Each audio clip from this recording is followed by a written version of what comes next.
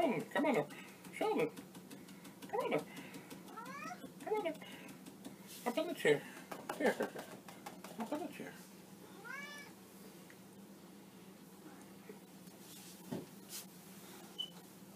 Oh, no. There we go.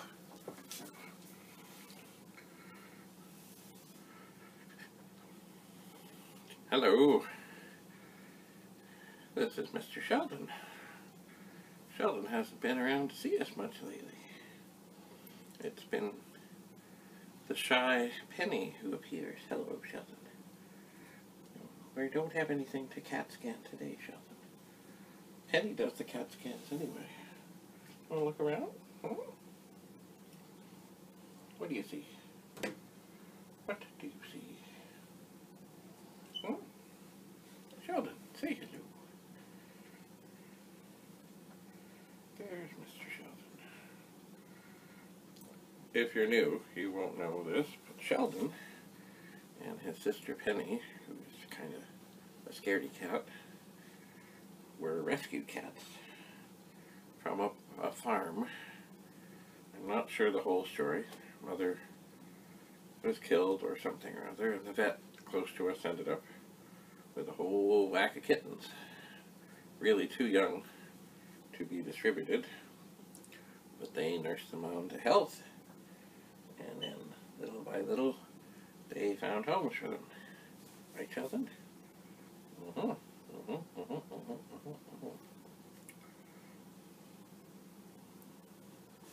are you doing there, Sheldon? Too bad the 1541s aren't turned on, because they would make a nice warm spot for Sheldon to lie down, I would bet. Wouldn't you? Don't you like warm places, Sheldon? Don't you? Yes, indeedy. You must always watch out for Sheldon. Oh, are you getting down? Because he's a nice cat and all, but he is quick to let you know when he's had enough, and oftentimes that means he nips a little bit, but usually I can tell the signs before that happens. Oh.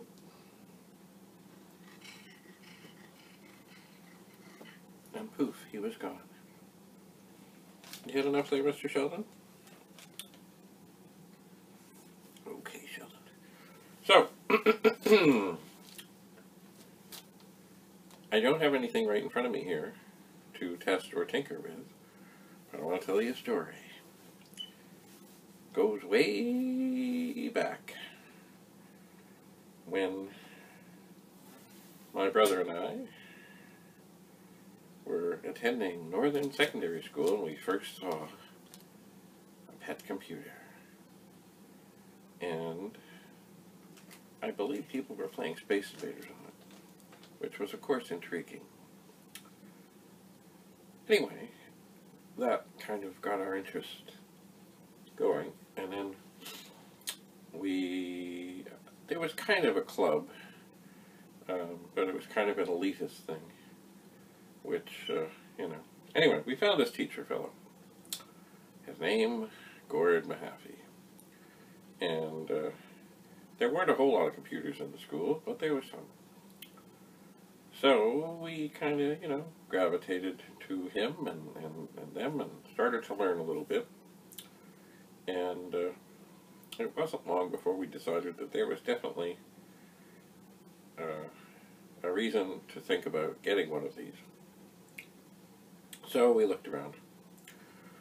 And there was a place, in Richmond Hill, called Richvale Telecommunications, run by Peter Smith. And they had a program where you could rent a pet. And the rental fees for, I think, 3, or it might have been 6 months, could then be applied to the purchase price of a computer. So we thought that was a pretty good deal. Our parents and grandparents helped us out, and we rented a small screen pet. I think it had 16K. I don't remember. Anyway, and so it began. Now, we of course don't have that machine anymore because right as the time, whether it was 3 or 6 months, was approaching, we made it known to the people of Richfield Telecommunications that we were going to bring it back and we wanted to buy one and apply the rental fees to the purchase of said machine. And by that time, a new and exciting model had appeared. It was, I believe on the front it said 4032, I think. I don't know all the different things they put on the front, but anyway, this was a 12-inch screen, still green, and it displayed in 40 columns, otherwise known as a FAT40 with 32K. So that was the, not the latest and greatest, I'm sure the 8032 was out there somewhere and such, but somehow they decided that these bigger screens would be better. Maybe for schools, maybe now, of course, that I am one of those aging people, maybe for people who had vision issues, perhaps. Anyway,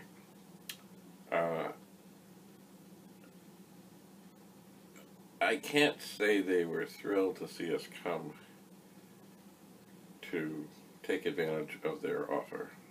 I think mostly people didn't. And I think it must have been 6 months, because it seems that from what they said, well, the value of the small screens had gone down tremendously as opposed to the larger screens, the small screen being the 9-inch. So, off we went. 2 of us, 1 machine, and somehow we made it work okay. Eventually we got a 2031 single drive, because the dual drives were just way too expensive. Remember, these things, this is like 40 years ago, and these things were more than $1,000. I don't remember the exact prices, but this, compared to today's money, was crazy. Crazy. Anyway, unfortunately, over the years, our 4032, the original machine, found a new home, from what I can tell. At least I can't find it. Which, you know, not that long ago, was just like, oh yeah. But, of course, as I look back, and it's not that I don't have other machines, I do. It's just that I don't believe anywhere in the collection is a FAT40. I suspect you're waiting for the but in there, and yes, there is a but. But the other day, I got a message from a fine fellow, who is intrigued by these computers and tinkering and fixing and wants to set up a YouTube channel. He said he found a 4032 on Kijiji. I said, oh yes. I was pretty sure I had seen the ad as well. So, it ended up the person who had the machine had not 1 but 2 such machines. So we entered into negotiations, and now we are each the fine owner of, yes, a FAT40. Now, I've had these for not very long. I just saw him not long ago today, and I'm going to let them warm up a bit before I try and do anything. But he has plugged them in, and he says they work just fine. There's a little, the name badge things, stuff, oh, but backing up a bit. The case at some point, the area between where the keyboard was and where the monitor goes, used to be wider and thicker.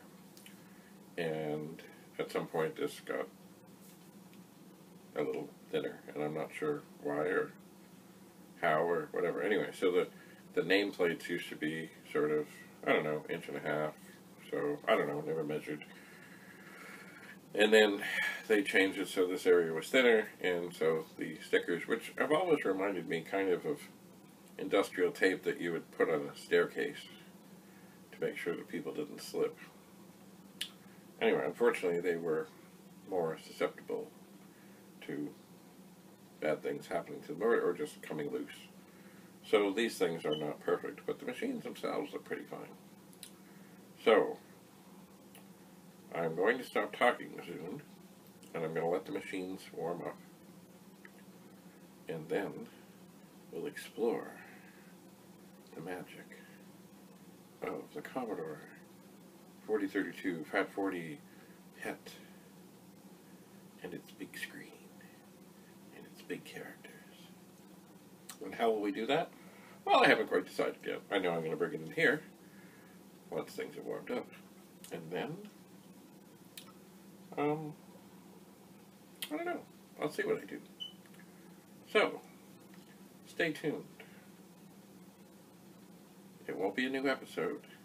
It'll just be a break in the recording. Or wait for this. I don't have to get up and get it. I just have to say, Shazam! And look, there it is. It's a 4032. Very nice. Not perfect cosmetically, but very nice. So, what I spoke of before, this area here, on some of the machines, the earlier ones, was thicker. I would think it might have gone all the way up to there. I'm not sure. I've never measured. I just know it became thick. Maybe they decided that the monitor needed to be just a little bit lower. I just don't know. I don't. But here it is. As always, a very handsome machine. So, much the same as an 8032 in terms of its looks, and the same as a 4032 or a 2001 40-column machine with a tiny monitor, 9-inch tiny monitor, and a keyboard. And all. It has that pet keyboard sound. Actually, that's another thing we have to look into, is supposedly the keyboard on the other one sounds different.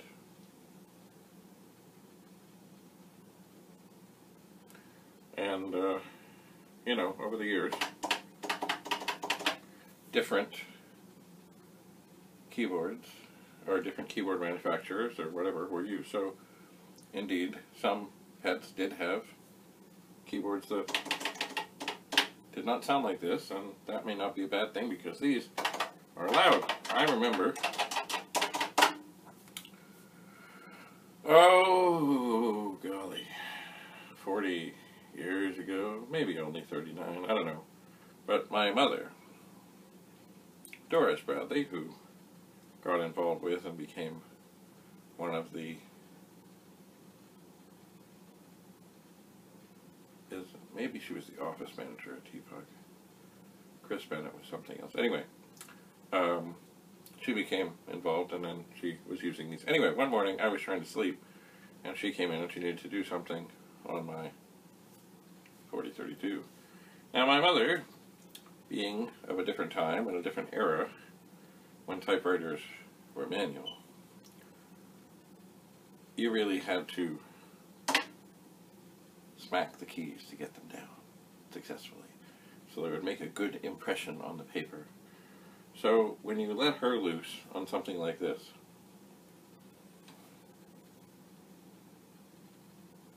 it was loud. So here I am trying to sleep. She said, oh yeah, I just got to do whatever, I don't know what it was. And oh. And I was afraid she was going to hurt this thing. Anyway, she never did. The keyboards are tough and robust. But I'm not surprised that they didn't at some point come up with a different keyboard that was perhaps less loud. I would not be surprised. Anyway, I don't know if these are reproduced or at all. I'm kind of hoping so. We'll see. This machine has a few little things. It's not open, so I can't open it up. But here it is. A Fat 40. Isn't it magic? I don't know. There was something about the bigger characters. Also, another thing that is good about these, and perhaps I'll try and find something we can try this on, is, okay, if you have an 8032, you can turn it essentially into a 4032 for games by loading in a program called CBM.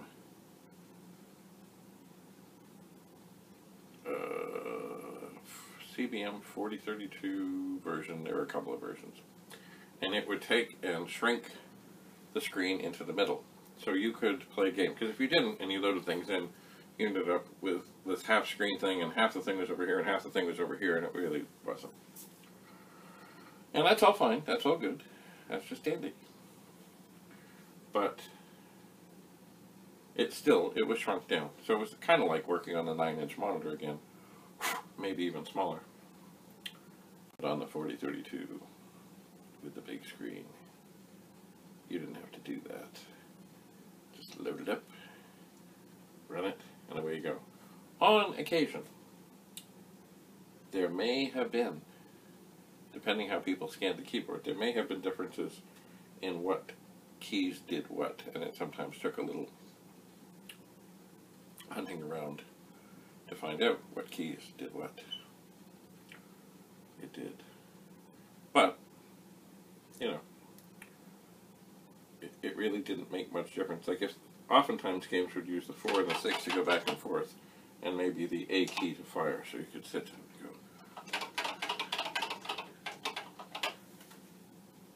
And if it ended up being some different combination that were equally accessible, it really didn't make a difference. You just had to figure out what it was. It did. So, here it is. So I'm thinking right now,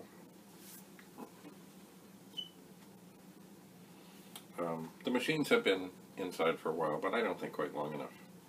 So I don't think it is time to plug it in yet. I don't think so. Perhaps I will look and see what discs I can find.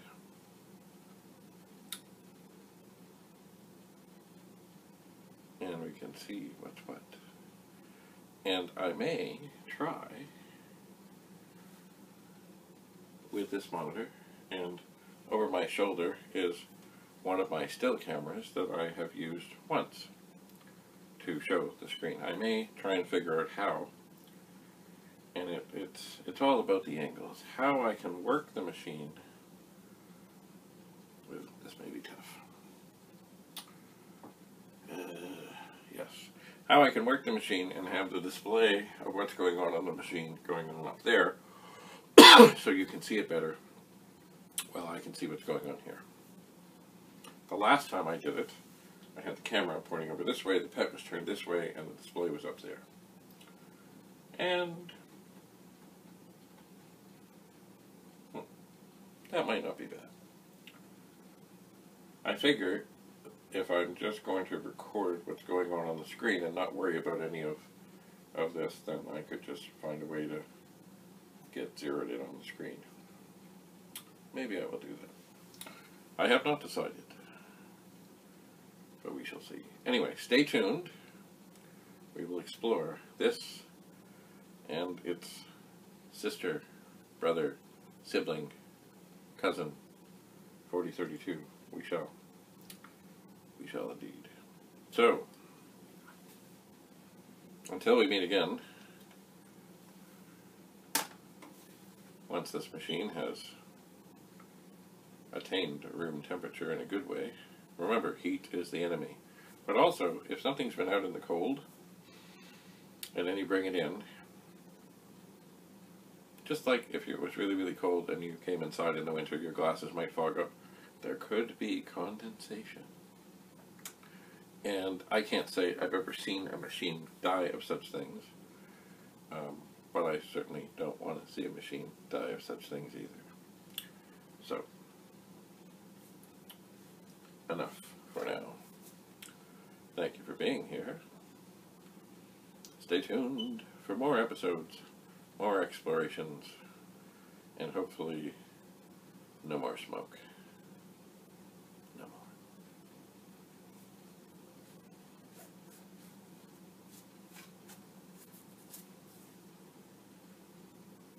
more. Bye for now.